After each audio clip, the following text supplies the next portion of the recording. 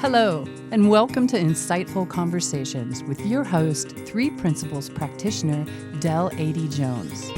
Join her each week as she welcomes some of the world's leading Three Principles teachers and practitioners who share how this understanding has dramatically improved the quality of their lives and the lives of those they work with. I'm so excited to have Christina Brittain with me today. Christina is an intuitive coach, group facilitator, and author of 2 uplifting coloring books for all ages, the Lighten Your Vibe and Comfort coloring books. She also creates lighthearted songs and other inspiring videos that remind us of our intrinsic well-being. All of her work encourages us to trust ourselves, our body, and life itself. Welcome, Christina. I'm so thrilled to have you here today. We have been chatting a lot. We could have at least done about 10 shows together with all the different topics. Exactly. But what I'd actually like, because we only have about 25 minutes together today, Sure. We both talked about how we had done a myriad of different things that led us up to the principles. So I would love for you to tell me a little bit about what your journey has been before you came across the principles, and then we'll dive into those. Yeah, sounds great. Wow, well, I am fortunate in that I was raised in a household that was already having a conversation about spirituality and how are we making our experience, what is human experience? I mean, that conversation was up, there was meditation going on. And, when I was 2, my mom took me to see a shaman. I just grew up in it, Mm-hmm. She was doing things like putting us against the refrigerator and trying to read our auras because the refrigerator was a nice white background. I mean, it was just a very curious household about what goes on behind the scenes of physical form and reality. So that came really natural to me. And I was just, as I explored that, I went through all kinds of energy healing modalities and spiritual philosophies and techniques. Everything from Reiki to lifespan integration to, the chakra systems and then as I kind of got more sophisticated, I guess you could say, as I grew up, things like Byron Katie was very attractive to me. And what I love about all of those is that I just kept following what felt good, In fact, I ended up getting a master's degree in dance because at the time that just felt like the thing that had the most truth and the most expansion for me. And it turned out to be a wonderful education in terms of directing my attention to feeling and to the interior. And moving the body, moving the form. It was also moving the energy and of course the content that I explored in my, for example, master's concerts and things like that was always about the bigger picture. Mm-hmm. So, but like you, Del, like I was following the feeling and getting all these pieces, and it was all there in this big. I don't know, almost like compartmentalized. So these clouds, I felt the truth there and the truth there and the truth there. But, like you, I loved hearing your story about when you came across the 3 principles, reading that book on the airplane, right? The book that jumped off the shelf and practically hit me on the head. Exactly. And I could almost feel your feeling as you read that book. It was like, oh, and I could, feel you opening up to this, there was the insight right there, Totally. I mean, up until that point, I felt such a victim to my thinking. I was going through a divorce. I have 2 beautiful sons, and there's no way I would have gone anywhere. But there was a feeling I had of absolute panic of how can I keep living in this world with the thinking I had. It right. was driving me nuts. Right. So yes, it was huge when I read that book. It was, like you said, the big aha moment of, oh my God, I can see it differently. And isn't it weird? Because, I would guess that you already knew that, okay, I'm believing my thinking, I shouldn't, like you kind of knew on some level, even if you hadn't been exposed to it in like literally Byron Katie kind of thing. Yeah. But something about the three principles just makes it so simple and understandable. Like, oh, I've been believing my thinking, but I haven't been uh, like turning in the, I love that phrase of the three principles, look in the other direction. Yeah, exactly. Yeah. Yeah. Yeah. Wow. It's so interesting you can say that, because yeah, I mean, like you, years of training, years of different things, everything was up here. Yes. And I always had this feeling of like, but I just want to believe it in here, like in my body. It's like it's up here and it hadn't dropped. But for something in the principles, there was a way it was explained that it just started to drop. So Exactly. I say that all the time to myself and also to students, even before the three principles. Let's drop below the neck and feel what's there and get the information that's there. But yeah, there's you start to chase the thinking, you go down that rabbit hole and realize that it just keeps you up here rather than down here into the feeling. Yeah, absolutely. That's so great. And you had a lot of I mean, we've shared some great stories. You had a beautiful upbringing on one level with all this exposure to this, but it also came with its challenges too, which you were struggling with. So I'd love you to just touch a little bit upon that and how the principles may have helped you in that area. Oh my gosh, so much. Yeah. I loved your last conversation with Jacqueline Hollows and your beautiful write-ups. You're such just an amazing writer, and the way that you write with such clarity. I can see the three principles. I can feel the three principles have really guided the way that you write. It's the clarity. Anyway, but you were talked about with Jacqueline, that feeling of being alone. And I think that all that thinking that keeps us trapped in our minds contributes to that feeling of being alone. And I had that same experience, that there was a lot of kind of looking for the right intellectual answer. And I was an only child. It was really just me and my mom for 20 years in the same household, and she was a very strong personality. And I was very different than her. I was very feeling. She was very thinking.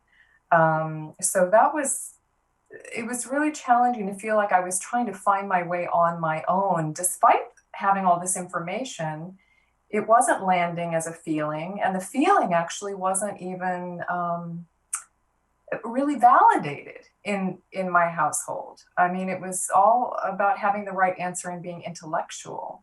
And all the feeling information was seen as lesser. Yeah. Did you feel, because I can very much, I know that I had a lot of feelings when I was little, and my feelings were telling me sort of what I believe was the truth of the situation. Right. And I had a mother who, in all innocence, would tell me, no, what you're feeling and is not right. This is the truth. Right. And I felt that I grew up disconnected almost from trusting my feelings, because it's like, well, I keep hearing that they're wrong. Yeah. And so I think that has contributed to that sort of spending a lot of time in my thinking, trying to think my way out of things rather than feel it, because I didn't trust that feeling. But I love what you talk about when you talk with your clients. You talk about that feeling. So tell me more about that. I love that, being guided to wisdom by our bodies. Yes. Well, like you, I mean, so many of us have this disconnect, and we're told that what we're feeling isn't correct. That's not the right information. Or in my case, I was also told that just feelings in general were bad. Don't feel, And I think a lot of people are told that because their feelings cause discomfort in other, in the adults, and the feelings give us the truth, and then the kids start speaking the truth, and no, shh, don't say that. We don't want to talk about that. But so, for various reasons, we're all taught not to trust our body, not to trust our feelings, and to stay up in this kind of safety realm of not feeling. And, that's another thing about three principles is that I love is that, we don't have to be afraid of our experience. We don't have to be afraid of our feelings. And I think because there's this misconception. We identify with the feelings. We're trying to stay up here to avoid feeling the feelings down here. And yet that is where all the information and the truth. And Del, my favorite Sydney Banks story is that I don't forget where it was, one of his lectures or something, but he said, this was back, he was started in this like 70s. And so that was when cassette tapes were around. And he said, if you're driving down the road and you're listening to one of my lectures on tape, he said, and a beautiful feeling comes over you. He said, pop that tape out of the window and out of the player and throw it out the window and stay with the beautiful feeling. Never mind what I'm saying. He said, all of the information, everything you need to know is in the feeling. And that has just stayed with me. Absolutely. It's something that I've always known. I think that's why I went body-based into dance and movement. And it's such a pleasure to talk with clients about that, and to work with myself on that, to reteach us that we can trust the feelings that are coming through, and we don't have to be afraid of them, especially coupled with the three principles understanding of, you also look in the other direction. Who is it that's doing the feeling?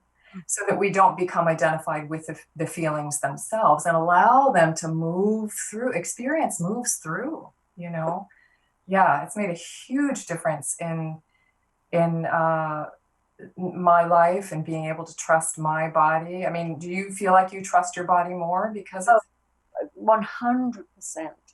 And, and I love the way you described about that being grounded in that feeling, the wisdom. For me, it is, I feel the difference. I can feel when I'm up here in this, it's like a tinny, rattly, sort of like hamster on a wheel thing going on up here. And then there's this deep, deep, deep knowing. And it is so in my body. I feel it's in my solar plexus, my gut. It is, there's no question, where wisdom is coming from and where the personal thinking is coming from. It feels so different in my body. Isn't that amazing? We can feel the difference. We can feel one is true and deep. It's almost like it's like slows down or something. Yeah, I just love that. How beautiful that we really can feel what's yes, what's truth, Yeah, I love that. And it also sometimes for me feels like a nudging or it's such a body encompassing feeling. It's like I have sometimes, or I hear people sometimes say, how do you know the difference between wisdom and your personal thinking? And the answer is you feel the difference. I can't, it's going to feel different to everybody, but I know what it feels like for me. Right. It was almost like that when I met you at the retreat.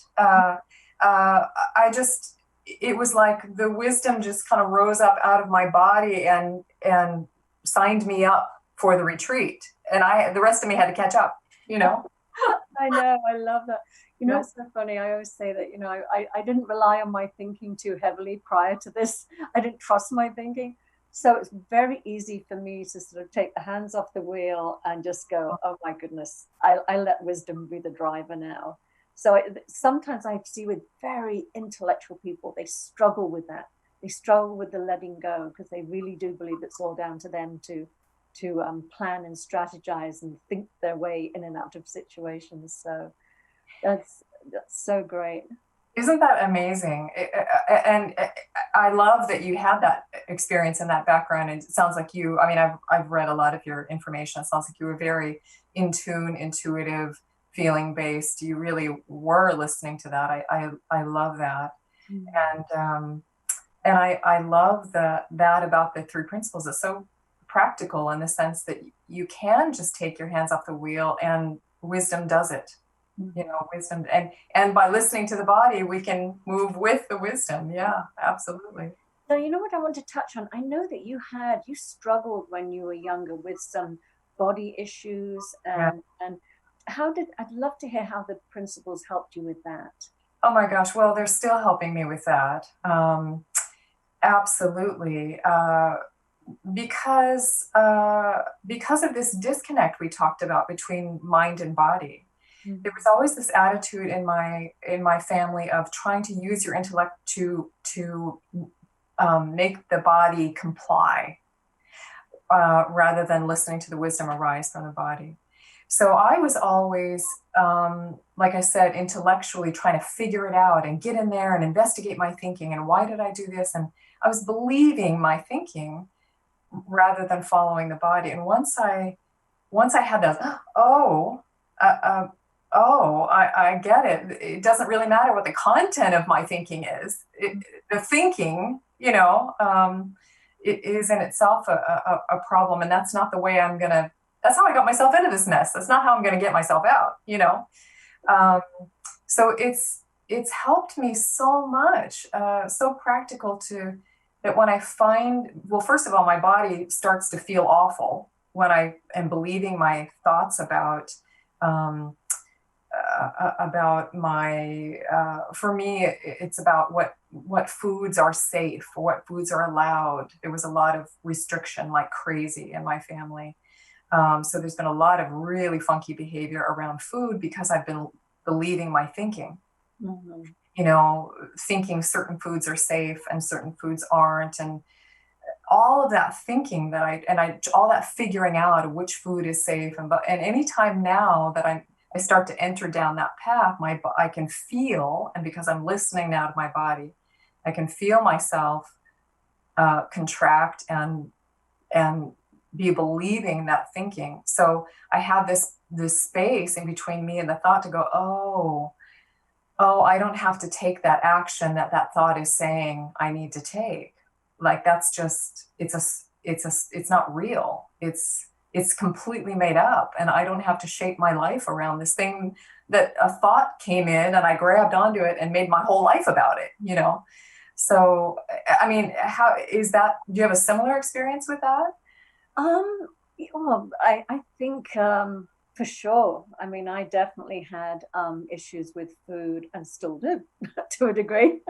About the sort of certain things being, restricted, and my weight has gone from one extreme to the other. I mean, really swung, and I know that all of it was in an attempt to feel in control. Yeah. That was just it was all, and it's the same thing. It's whether your issue was with eating or in my situation, the codependency, it's the outside in. It's like, either the food will comfort me, or the alcohol will comfort me, or the person will comfort me, or whatever it is. It was all in an effort to quell anxious thinking. Which, as you said, if we just knew that we didn't have to do anything about it, that it would pass on its own accord, right.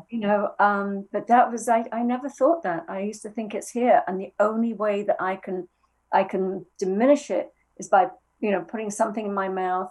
And then you go to all the other behaviors of, starving yourself and bulimic. I wasn't bulimic, but I was definitely anorexic at one point.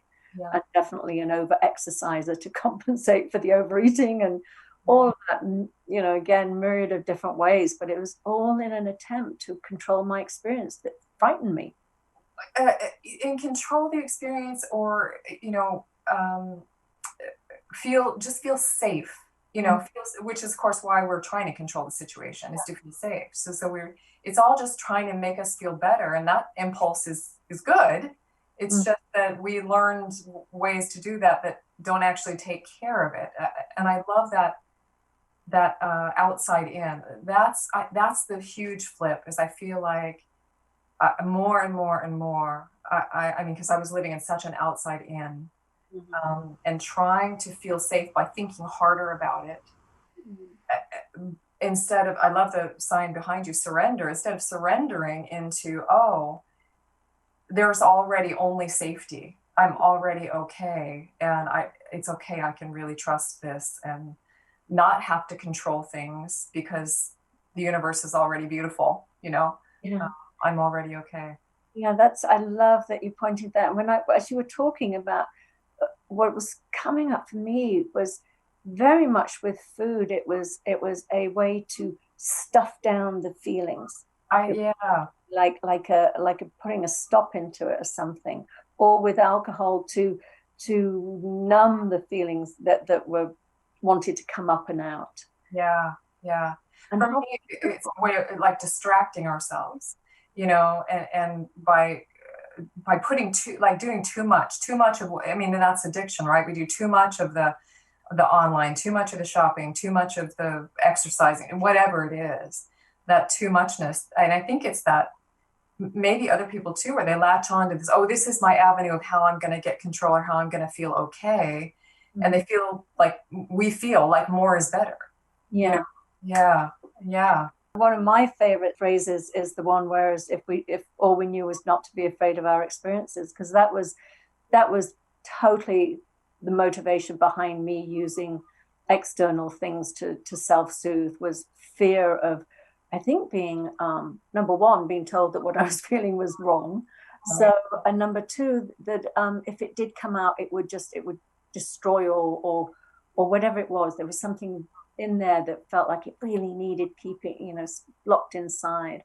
And now the feeling in the body to just allow everything sort of up and out, and it just moves freely, and it's just energy. Right. These big labels on it, like good, bad, whatever it is, and it's just movement, just energy moving through us. So yeah, that phrase that emotion is energy in motion, emotion. I love that. Yeah. And I can relate to you too in terms of that, that codependency part, because for me, it's also helpful to know about the kind of the brain's wiring and how things get wired together. Because in my family, my generations were so hyper concerned about appearance and food and weight and all that good stuff. And also my mother wasn't real sure she wanted me around, and I mean, there was just sort of this distance, and she was already controlling her food and my food, and so the times when she felt relaxed were the times we were allowed to eat. Yeah. And the times when she felt more warm towards me. And so I started to get this overlap of, oh, well, when there's food, mom's seems to love me more. Yeah. Oh, well, then I need more. I need that love. I mean, I wasn't getting the love, the food is the substitute for, Mm-hmm. And also, especially as an only child with just the two of us, she was it. So if I wasn't getting love from her, where was I going to get that? So I really fixated early, and I think to some degree, all kids do, because they're dependent on the grown-ups for their safety in the beginning, And so absolutely that neural network, that wiring about, oh, I need more of this to be okay. I need my mom to love me, and it seems to go with food. So, food. I need, and we all make that crossover of this is the avenue. And for me, food being a big issue in my family, that was a natural route that I took to try to fix the problem of not having enough and trying to get that love from outside. So, yeah. Fascinating. And we know that they were truly doing the best they could with their level of consciousness and thinking at the moment. And I remember my mother saying to me, I think I was about 9 years old, because we were just about to leave our first little house, and she gave me some of her diet pills, because she said, you've got my body and you're going to struggle for the rest of your life with your weight. Because my sister was a year old. I had one of 7 children, but the one that was just a year older than me was more wiry, and I just definitely had that little pot belly, as a toddler. But I remember thinking, oh my God, I must have been so gross for her to have to do that. And I look back at childhood pictures and I'm like, it was never that. Maybe when I got to about 13 and 14, that sort of puberty. Yeah. As a child, I was a completely normal looking child. Yeah. And it's so interesting, and back then diet pills were like speed. Right, right. Really? Well, gosh, I mean, I was on diets from the time I was 8, Oh you yeah, know, me. and by the time I was 12, we were like going to medical clinics and getting injected with who knows what. I mean, it was just crazy, and fainting spells as a 12-year-old because I don't have enough calories. I mean, it was just, you get sort of enculturated in this crazy thinking and think it's normal, and thank goodness for the three principles that we can now begin to go, oh, she was believing her thinking, my grandmother was believing her thinking, and we just thought it was real, and the things that we do to ourselves, not understanding, and like you said, in total innocence, we think that's true, even though our bodies are saying, Yeah.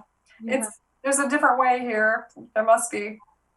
Yeah, I love that. And I mean, separate realities has been my saving grace Yes. on a number of different occasions with different people. But yeah, I think they just took their anxiety about their body image and just sort of, innocently projected it onto us. And they thought they were caring and making sure we weren't going to suffer like they've suffered. Because I know my mother was definitely, and image was very, very important to her too. Yeah. Her and her, there were 2 boys and 5 girls, but my God, the 5 girls had to be really, Sure.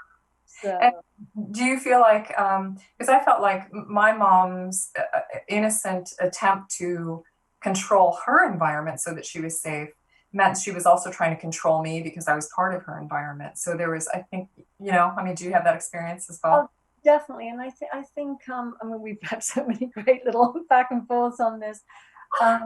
It's so funny. I mean, sometimes I think we were sisters separated at birth. We have so many similar experiences. Right. But I do think that they were,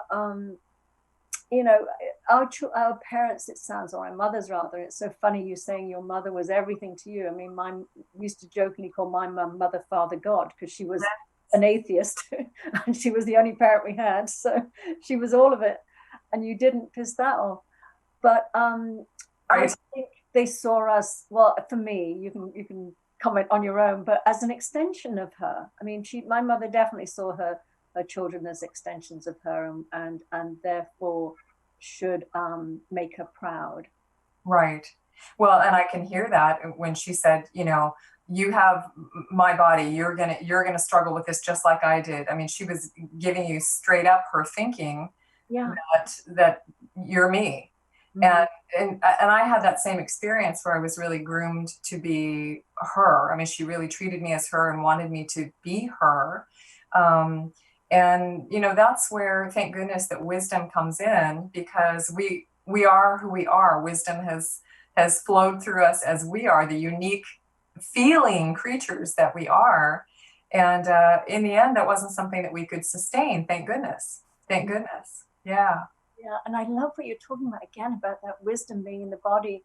I think the simple fact that I ended up in California during the early 80s, when there was all this incredible self, I don't want to use the word improvement, but consciousness. I mean, I found the Bodhi tree and I was like, oh my God, there's things like this here. Certainly wasn't happening in Wales at the time. And then my sister is a year older that found herself in Spain and found herself in the same environment. So we both sort of, I say we came out of Wales, one turned left, the other one turned right. And we found a place where we could really heal and connect again to. But that was wisdom, totally getting me on an airplane and bringing me over here. Absolutely. Yeah. And it was somebody said to me the night before, I have a free ticket. Do you want it? And I was like, sure. So. Right. Yeah. The wisdom that just carries us and is, like you said, just this grounded knowing. There isn't really a question when wisdom comes up and directs you, like that plane ticket, or that book that landed on your head pretty much. I've had moments like that in my life too, where I just feel like there's not really any question. I'm just doing this. But then of course it's not me doing it. It's wisdom doing me, I love that. Yeah. So I love working with people and helping them to to trust that wisdom rolling through, and help them to know how they can access that and feel. I mean, it's really as simple as feeling and taking the time to feel, and of course knowing that their experience isn't going to hurt them, and it's okay to feel and get that information. Yeah. Oh, that's beautiful. So we're coming to the end of our time. So give them, for the people that are not watching the show but are listening on the podcast, give your website and how people can work with you. And I know you offer some beautiful programs, and I just want to mention I love your songs. Oh, I love the Hokey Pokey one. Yeah. Right. Yeah, I do. I offer various sort of video offerings. Some of them are just songs that I've juxtaposed to what is the word I'm looking for? Put different words onto the lyrics that help remind me about wisdom and help remind me to connect to the body. So I do songs on my YouTube channel and various uplifting videos and coloring books, but all of my information is on my website, which is ChristinaBrittain.com. And the Brittain is spelled like Great Britain, but 2 T's. Mm-hmm. Yeah, absolutely. Well, this has been wonderful. And I was so excited to have you on today, and it's just been delightful. So thank you so much. It's wonderful to connect with you, Jill. Yeah, and hopefully we'll be traveling again, and maybe can see each other in person. I would love to see you in Malibu again. That'd be great. Yes. Yeah. Okay. Well, thank you so much, Del. It was wonderful to see you again. And you too. Take care. Have a wonderful day. Thank you so much for listening to the show. If you're interested in learning more about my coaching and mentoring packages, please reach out to me at deladjones@gmail.com. I would love to hear from you.